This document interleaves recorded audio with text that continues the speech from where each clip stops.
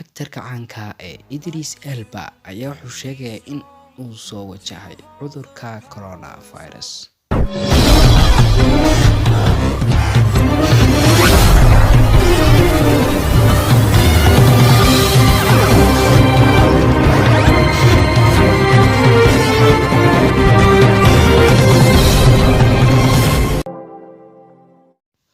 Actorka caanka Idris Elba filmaan badan sameeyay caanka qaba gabar Soomaaliyeed oo la yiraahdo Sabrina Dawre.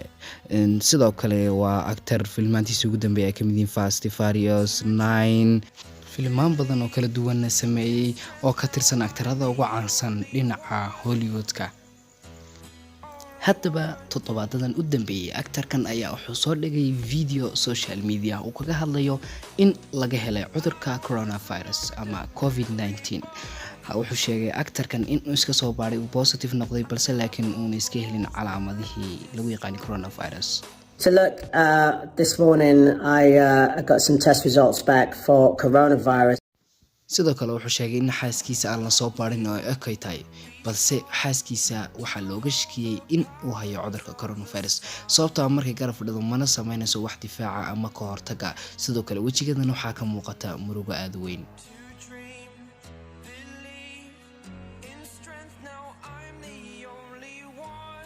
waad ku mahadsan tahay daawashada aad daawatay videogan. fadlan haddaad channelka ku cusub tahay subscribe saar videogana like saar. insha Allah waa inoo videogeena dambe.